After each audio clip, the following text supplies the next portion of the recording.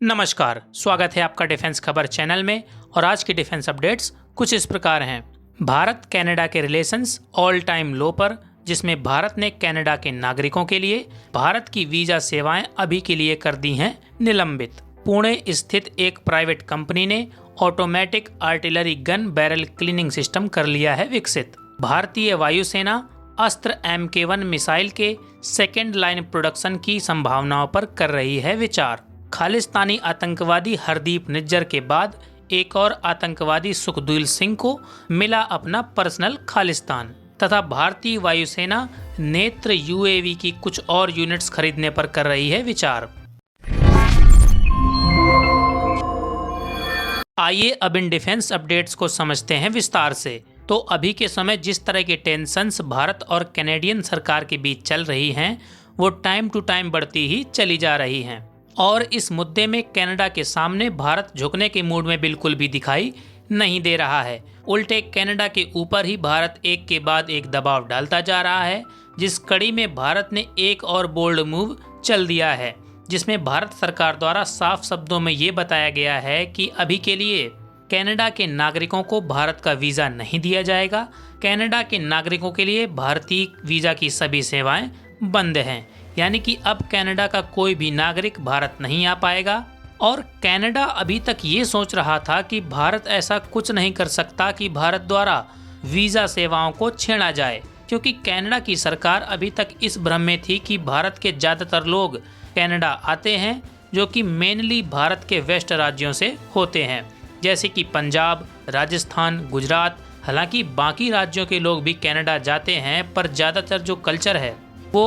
वो इन्हीं राज्यों का ही है कि बस एक बार के लिए पैसे इकट्ठे करो और कनाडा में जाकर सेटल हो जाओ, बाकी की ज़िंदगी आराम से कट जाएगी। जिससे कनाडा को भारी मात्रा में आर्थिक रूप से फ़ायदा तो होता ही था, और जो भारतीय कनाडा में सेटल होते थे वो अपने परिवार वालों के लिए कई बिलियन कनेडियन डॉलर्स भारत वापस भेजते थे, जिससे भारत को भी बिलियंस ऑफ डॉलर का फ़ायदा होता था। इसलिए कनाडा को ये उम्मीद थी कि भारत वीज़ा सर्विस नहीं रोकेगा। हालांकि अभी तक कनाडा ने भारतीय लोगों के लिए वीज़ा सर्विस नहीं रोकी, पर भारत ने कनाडा के नागरिकों के लिए वीज़ा सर्विस रोककर ये साफ कर दिया है कि भारत अपनी आंतरिक या बाहरी सुरक्षा को लेकर जीरो टॉलरेंस की नीति अपनाएगा और भारत के ऊपर उठने वाली किसी भी उंगली को बर्दाश्त नहीं किया जाएगा।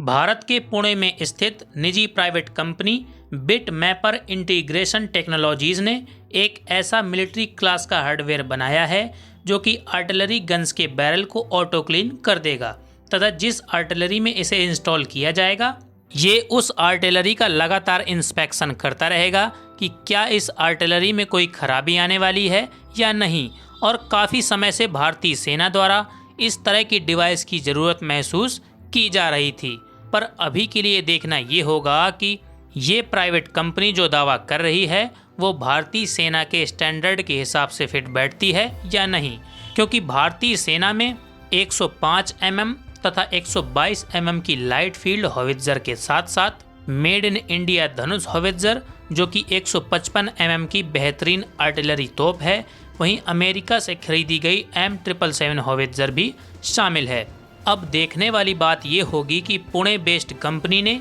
ये जो barrel cleaning and inspection hardware बनाया है, तो क्या ये भारत की सभी तरह की आर्टिलरी गन्स के लिए उपयुक्त होगा या नहीं। उसके बाद ही कहीं जाकर भारतीय सेना इस डिवाइस को परचेज करने का प्रस्ताव भारतीय सरकार के सामने रखेगी। हालांकि क्या ये मेड इन इंडिया डिवाइस भारतीय सेना को परचेज करना चाहिए या नहीं, आपका इसमें क्या मानना है, कमेंट सेक्शन में ज़रूर बताइएगा। हाल ही में आई रिपोर्ट्स के अनुसार भारतीय वायुसेना फाइटर एयरक्राफ्ट द्वारा हवा से हवा में मार करने वाली अस्त्र MK1 मिसाइल के सेकेंड लाइन प्रोडक्शन के विकल्पों पर BDL यानी भारत डायनामिक्स लिमिटेड के साथ चर्चा कर रही है। और सेकेंड लाइन प्रोडक्शन का मतलब है कि जो प्रोडक्शन अभी के लिए चल रहा है उसी तरह एक और प्रोडक्शन लाइन शुरू कर दी जाए। तो उदाहरण के लिए अगर एक वर्ष में 200 मिसाइल बनाई जा रही हैं, तो दूसरी प्रोडक्शन लाइन चालू होने के बाद 400 मिसाइल बनने लगेंगी, जिससे ये साफ पता चलता है कि भारतीय वायुसेना जल्द से जल्द कम समय के भीतर ही ज़्यादा से ज़्यादा अस्त्र मिसाइल अपने हवाई बेड़े में शामिल करना चाहती है, ताकि भारत द्वारा किसी भी मिलिट्री ऑपरेशन किए जाने की स्थिति में दुश्मन को पूरी तरह से औंधे मुंह गिरा दिया जाए। वहीं अगर बात की जाए इस अस्त्र MK1 मिसाइल के बारे में कि क्यों भारतीय वायुसेना इस मिसाइल को अपने बेड़े में ज़्यादा से ज़्यादा संख्या में शामिल करना चाहती है, तो ये एक beyond visual air to air missile है, जो कि 110 किलोमीटर के दायरे में आने वाले किसी भी हवाई खतरे को पूरी तरह से ध्वस्त कर डालेगी, फिर चाहे वो दुश्मन का लड़ाकू विमान हो या कोई मिसाइल हो। वहीं इस मिसाइल की स्पीड 4.5 मैक है, जो कि MiG-29, सुखोई 30 MKI और तेजस जैसे फाइटर एयरक्राफ्ट से लॉन्च की जा सकती है, जो कि किसी भी ऑब्जेक्ट को रेडियो प्रॉक्सिमिटी फ्यूज का इस्तेमाल करते हुए 15 किलोग्राम तक के हाई एक्सप्लोसिव वॉरहेड के साथ सुपरसोनिक रफ्तार से दुश्मन का सफाया करने में पूरी तरह से सक्षम है।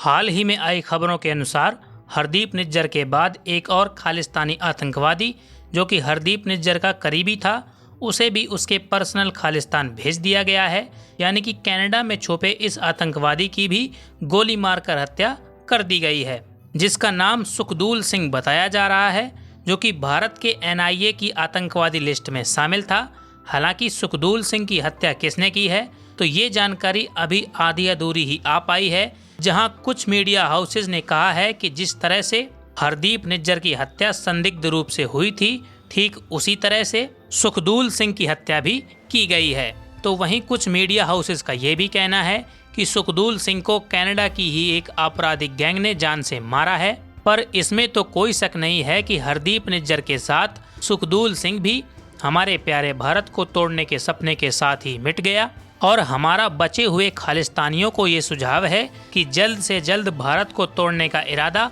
अपने मन से निकाल दें, नहीं तो कब किसके साथ क्या हो जाए क्या पता।